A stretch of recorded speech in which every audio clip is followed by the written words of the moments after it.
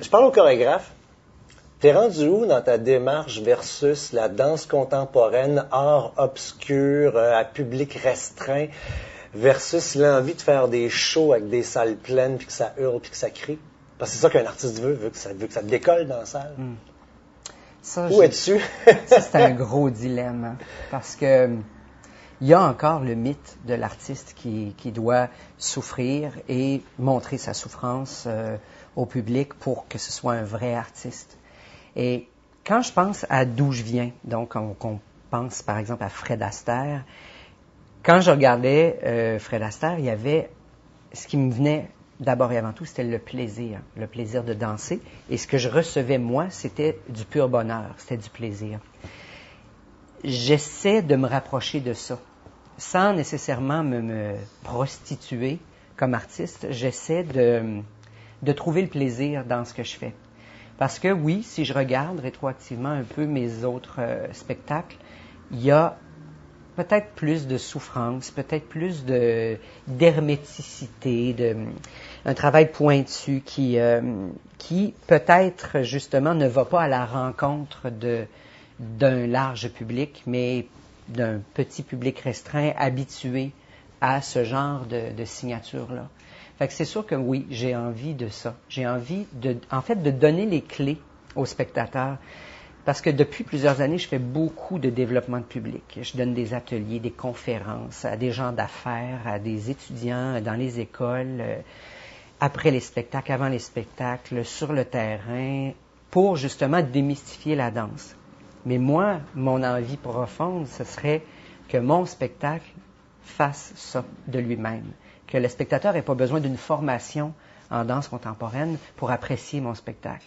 Mais qu'il puisse s'asseoir, même si c'est la première fois, et tout à coup faire « Oups, je ne sais pas dans quoi j'embarque, mais je me pose pas 1000 questions. » Il se passe quelque chose, puis je comprends. Oui. Quelque chose. Oui, je vis une expérience, puis on m'en donne assez pour que je puisse m'abandonner et que je ne sois pas tout de suite sur la défensive en me disant « Oh, je suis censé comprendre quelque chose que je ne saisis pas là. » Dans cette démarche-là, tu as commencé à intégrer des ingrédients de la culture pop au niveau de la mécanique de travail. Comme pour Clash, oui. Tu t'es amusé à faire comme on fait quasiment avec les publicités ou certains films. Tu as fait du focus group. Tu as pris le show, et c'est rare qu'on le fait en danse ou dans la forme d'art dans laquelle tu travailles. Tu as pris le show, tu l'as présenté à un groupe de gens, test, allant d'amateurs de danse jusqu'à des gens qui connaissent strictement rien à la danse. Montrer le spectacle, puis après dire « OK, rentrez-moi dedans ». Oui. Comment tu as trouvé ça comme expérience? Ah, j'ai adoré ça. Puis d'ailleurs, je pense que vous allez voir de plus en plus ça. Je pense que c'est quelque chose qui va faire des petits. Qu'est-ce que ça a changé dans le show? D'avoir fait un focus group ou de ne pas l'avoir fait? Bien, la première chose que ça m'a fait, c'est me rendre beaucoup plus confiant de ce que je fais. Ça n'exclut pas qu'il y a toujours des gens qui vont pas embarquer dans ton spectacle ou qui vont embarquer. Mais avant, ce qui arrivait, c'est que isolé dans ta matrice, dans ton studio, tu crées, puis là, tout à coup, tu arrives première devant le public et là, tu te fais rentrer dedans. Tu casses le show. Tu casses le show. Puis des fois, tu te casses toi-même parce que il y a des répercussions.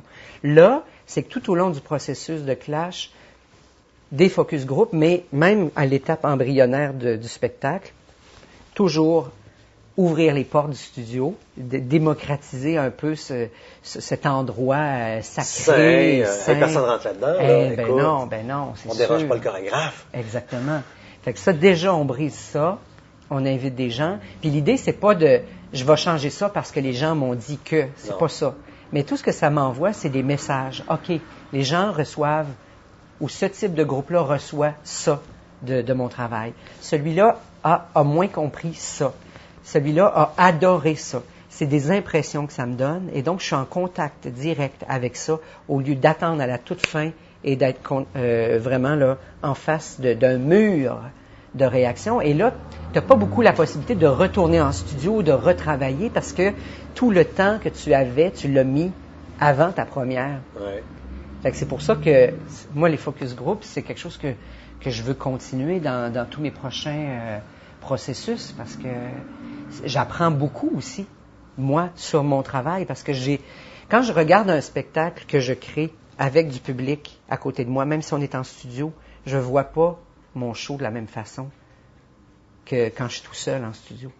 Juste le fait de le voir à travers les yeux de quelqu'un d'autre, ça me fait voir des choses que je verrais pas autrement. Fait que moi-même, ça me met dans la position du spectateur, au lieu d'être juste dans la position du créateur et de pas avoir de recul sur ce que je fais. Ça, c'est beaucoup. C'est très, très riche comme expérience. Puis, cette espèce de volonté-là, parce que c'est pas facile. En danse, vous devez faire un spectacle. Dieu, vous n'avez pas la parole. Quand tu veux faire comprendre quelque chose à quelqu'un sans tomber dans le mime ridicule de, tu sais, ah, j'aime. Comment t'arrives à créer un scénario, un mouvement? Tu regardes les gens marcher dans la rue, tu regardes des films. De quoi tu t'inspires? Ben, tu sais, le mythe que le créateur est une éponge, c'est quand même vrai. C'est que tout ce que tu un peu vis... voleur. Oui. Ah oui. Ah oui. Tu voles des portions d'humanité à droite, à gauche, dans les choses que tu vis. Moi, le cinéma, c'est quelque chose qui m'inspire beaucoup. La photo, la vie urbaine aussi, c'est là. Puis des fois, tu t'en rends même pas compte. C'est un réflexe qui est pas...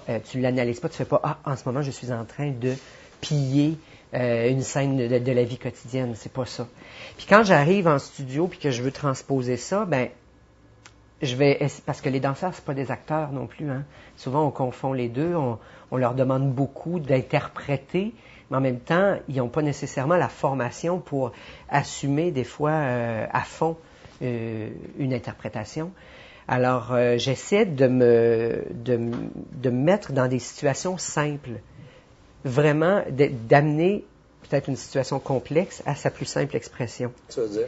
Ben, deux personnes qui se rencontrent, deux personnes qui se touchent, deux personnes qui échangent sans mots ensemble. Puis, qu'est-ce que je reçois? Je reçois dessus tout de suite...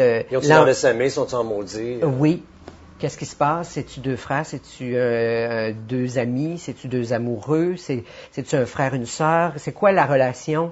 Puis moi, j'aime beaucoup l'espace aussi. Hein? La chorégraphie, c'est des corps dans un espace. Donc, tu travailles tellement les lumières dans tes spectacles, c'est un personnage qui vient toujours s'ajouter. Complètement. Mais tu vas devoir vivre jusqu'à la fin des temps avec des gens qui sortent d'un spectacle en disant « Ouais, mais dans le milieu, là, ils s'aiment. » Ben non, ils s'aiment pas. Et là, les gens s'estiment parce que tout le monde a créé sa propre lecture, puis c'est en même temps la beauté de l'art que tu fais. Oui, exactement. Je pense que c'est... Ça sera toujours gris. Oui. Pas de blanc, pas de noir. Non. Parce qu'en même temps, c'est la beauté de ça, mais des fois, ça peut devenir pervers parce que le spectateur, des fois, s'y perd un peu. Parce qu'il dit, ben, je suis pas sûr que ce que moi, j'y ai compris, c'est la bonne affaire. Donc, on essaie de lui faire comprendre qu'il n'y a pas de bonne affaire. Il y a ton affaire, il y a mon affaire. Sauf si tu fait ton histoire à toi. Exactement. Et toi, tu devras vivre jusqu'à la fin des temps avec le fait d'être un compris incompris. Exactement. Merci, Aaron. Merci.